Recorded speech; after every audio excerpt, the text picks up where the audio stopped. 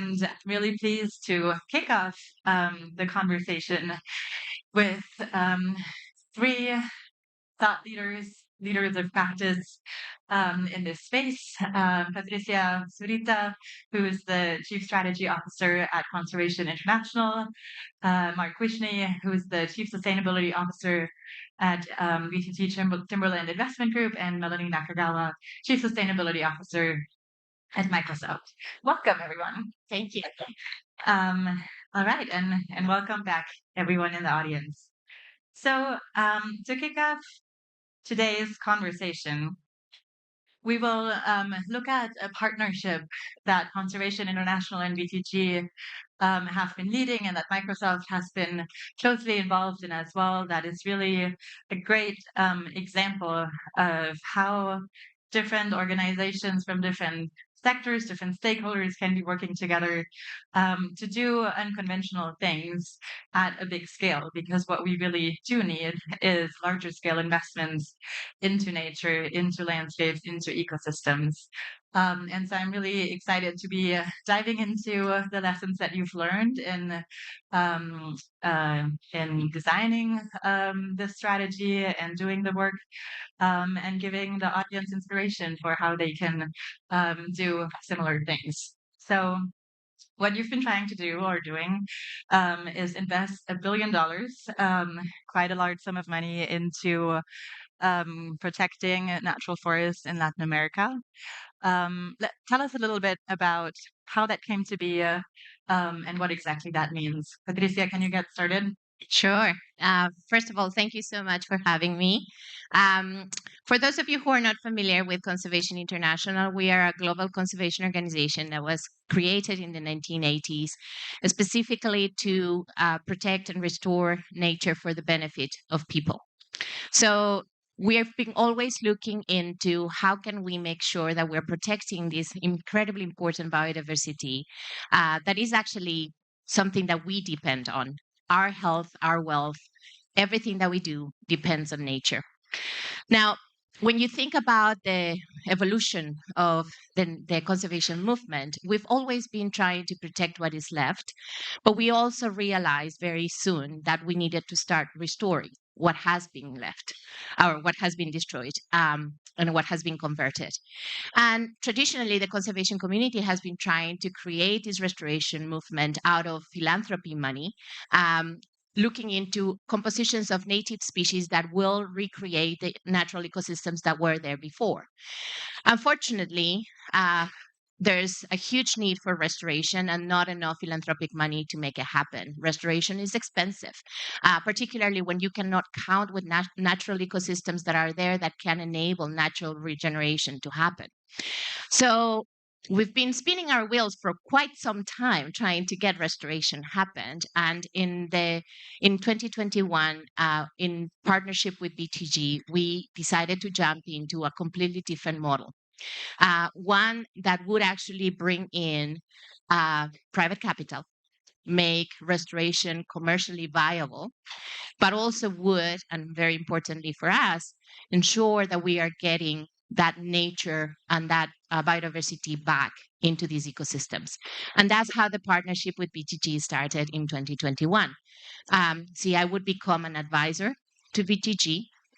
BTG will raise the $1 billion for restoring this incredibly important ecosystem in the Cerrado in Brazil specifically, and ensure that we are, building up a coherent strategy that brings nature back at the same time that we can actually have an economic and financial return on commercial timber.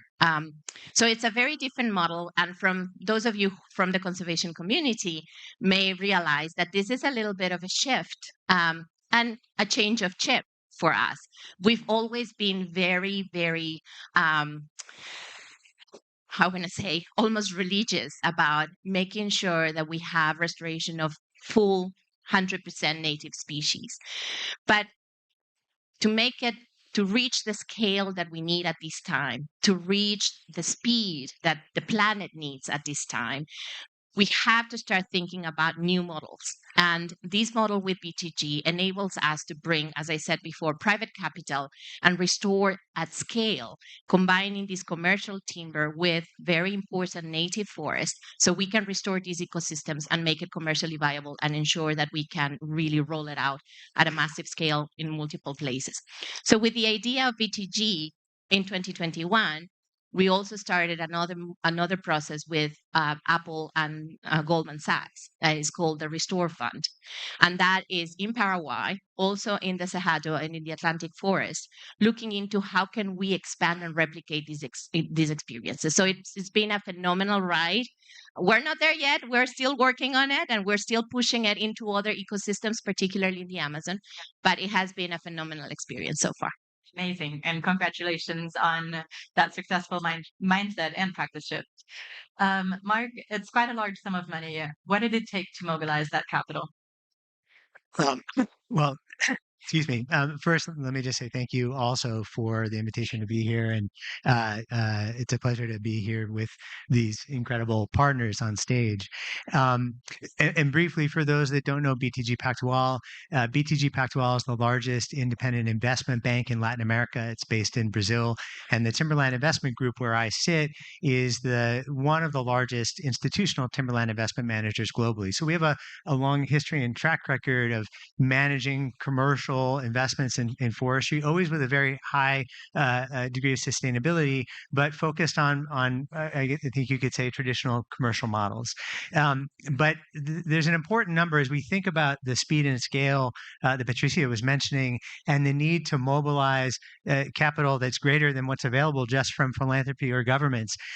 There are $57 trillion of investment portfolios that have been committed to net zero globally. And increasingly, those same investors are beginning to seek nature positive outcomes from those investments, or from those portfolios, from those commitments. But that capital is not moving. Investors are seeking opportunities, but it's difficult to place capital in climate and nature positive investments. And so we began our conversations with Conservation International thinking, can we meet these investors where they are? Can we start with a model that investors understand, that they're comfortable with, and then can we begin to modify that model, and modify that model so that we can deliver significant additional, well beyond business as usual, positive benefits for climate, for biodiversity, and for communities. And so that led us to together develop this idea of a 50-50 split in a portfolio, a balance between protection and restoration of native forests and commercial tree farms, well managed in the right places, with all the appropriate safeguards. But by doing that, our thinking was that we could get to scale much more quickly. And we began, operating on the ground just at the beginning of last year, and already we have executed what, to our knowledge, is the largest restoration project to date in the Brazilian Cerrado, which is an incredibly important and threatened ecosystem. We've lost 50% of the Cerrado. What remains is really a fragmented patchwork on private lands, and this already is beginning to make a difference. We have a lot more to do, a lot more scale to achieve, a lot more work to be done, but I think it's already showing promise. And then Melanie, to get to Microsoft's role, it's a new project. It's not uncontroversial in some sense to channel private money into these landscapes, into communities. There could be negative outcomes as well. Like, how did you make the case for Microsoft to be an early supporter and get involved? What's the business case?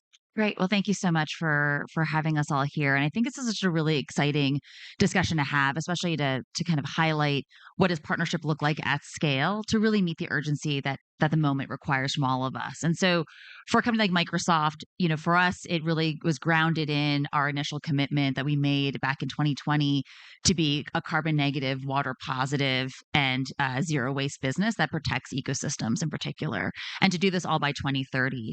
And that bold commitment, both around carbon and water and ecosystems, really led to, early conversations with both of these organizations to think about how do we get there? What would it take? And for our carbon negative commitment, it requires actually a real focus, not only on reductions first in our strategy and our operations, but also in removals and thinking about how do corporations begin to create and accelerate a market for high durability, high integrity, nature-based removal systems that are out there. And this is really what brought us to an early conversation with both of these partners. They have a long track record in both the scientific integrity, community-based engagement, but also in being able to generate, real impact in those areas that are investable opportunities. And so for that, to be the carbon negative, we also had the water replenishment component too, around our water positive goal. So we brought all these together, and for us, it wasn't about de-risking per se. It was about finding those opportunities that'll help reach the scale that we need as a business to actually meet these commitments we've set to be carbon negative and water positive by 2030. And this opportunity with BTG to partner with them with the support of CI allows us to start to showcase what does that good look like? What does scalable investments by the private sector that generate both people impacts, community impacts, and positive change in a nature-based way was a great opportunity for us to join in. Yeah. And are you buying carbon credits associated to the project, or what is? So we're looking at both the carbon benefits from the projects that are here and looking at the role that technology offers in support of showing what a scalable measurement, reporting, and verification look like as well. Great. And so I'd like to dive a little bit deeper into the risks that you were seeing in this project and like what you did to get ahead of them and mitigate them in the project design and implementation phase. Patricia, you said that this has been a little bit of a shift from what Conservation International has been doing before. What were you worried about going into it? Well, there's a big bad wolf in the restoration world when you talk about eucalyptus or monocultures in general. And this is precisely where the conservation community, not only CI, I have to say, the conservation community has shifted also. I mean, it was maybe we were the first ones, and CI is very much of a risk-taking type of organization. But I think it's slowly going into that space where we can see the value of restoring at scale, where we can combine commercial tree farms with native forests. And I think that was the first, I would say, reputational risk for us, is just thinking about CI is actually supporting or endorsing monocultures. And what I want you all to leave with is we're not. What we are supporting is this landscape approach that has 50% commercial timber, so we can actually bring the capital at scale with 50% native that wouldn't have otherwise happened because there's not enough philanthropic money out there. So I would say first reputation. Now, second, I mean, it's thinking of this is a new model, right? I mean, we are trying new things. So there is a risk of, are we actually doing the right thing? We know that we are because of our science. We think that is going to definitely pay off. And the next risk is actually bringing it to the places where may not be as commercially viable, but is absolutely needed. So the arc of the Amazon, how do we bring this model to ensure that we're reducing the pressure on the Amazon and that we're really restoring a lot of those lands that have been degraded because of a succession of agriculture that becomes non-productive to cattle ranching that is non-productive and then gets abandoned? How do we make sure that we start recreating the ecosystem benefits that the Amazon has with this model in an arc that is truly helping us reduce the pressure and avoid the tipping point?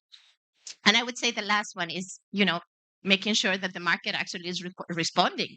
And that because we can have a wonderful partnership between the two of us, but if the market is not responding, then the capital is never going to flow. So really looking into how can we put our shoulder on the mix and let investors and off-takers know that we have our credibility on the table, that we have put our science on the table, that we realize that this is an important new model and that we're willing to bet on it. Yeah. Melanie, I'm curious, what advice would you have for other people in your roles at other companies in terms of having the courage to engage in these projects, because I think right now there's also a lot of hesitancy in the sustainability space of doing things that are a little bit more um, unconventional, because a lot of companies are worried about backlash, about regulatory risks, and so forth. So What do this you is tell your peers? what I loved was in the opening conversation, the opening speaker talked about the growing role of of CSOs or chief sustainability officers in more and more companies. And I'm proud that there is a growing number of CSOs showing up in more and more companies across the world. They're global, and our roles are often very different, and they're wide ranging. But the thing that's common to all of our roles is what are we doing for our businesses that are going to ensure a path to be a more sustainable company that provides business value. And so one of the things I've been sharing with a lot of my peers is we all have reduction first strategies, and that's obviously first and foremost a high priority.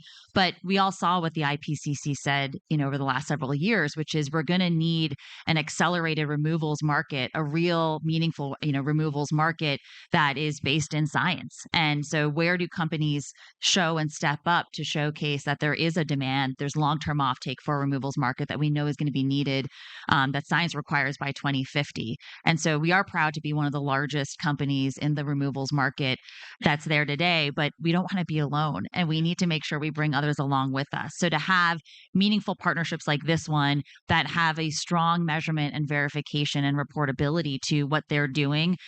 Just earlier, he was showing me, visuals from his satellite imagery and LiDAR technology that can actually show the trees that are growing and that are being regenerated and adding value into these areas.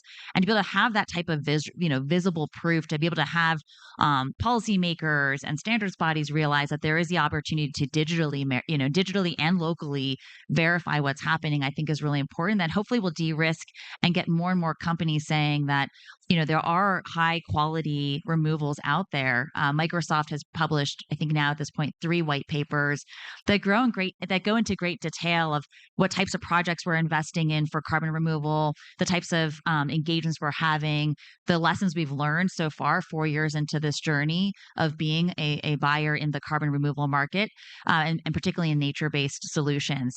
And we're also expanding that to now provide, through our Climate Innovation Fund, investments into companies that are doing LiDAR detection, soil-based measurement, and other technology solutions that are out there. So really, it's sharing our lessons with our peers of what it takes to be part of this market, but also what an incredible opportunity it is for companies to be moving on the track to meeting their commitments through both a reductions and a removals approach to their strategy, so that companies can be part of the journey of helping governments and countries reach their Paris commitments as well.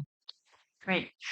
And so my last question is about how are you ensuring, so we've talked about benefits for ecosystems, for water, for carbon removals, but in the end, it's really also about the people on the ground and the people in the communities.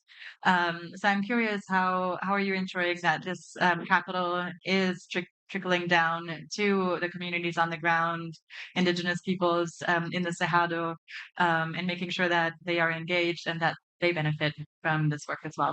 Mark, can you talk a little bit about that? Sure. Yeah, happy to. I mean, I think that's a key consideration, because in the conversation about natural climate solutions, we talk about speed and scale all the time. We talk about the need to mobilize large amounts of capital rapidly, and we need to think about imagining that we're successful at doing that at the scale that we intend. That implies billions, potentially trillions of dollars flowing rapidly into rural landscapes, largely in the global south, around the world, but places where massive inflows of capital do not always generate all positive outcomes. They do not necessarily provide benefit sharing. That does not necessarily lead to inclusive development. So for us, that's another key element of the partnership with Conservation International, working with us and relying in part on CI's long experience, long track record working in these places, their relationships with the right community organizations on the ground, their credibility, to ensure that we can co-develop our community engagement programs. So we have really robust and really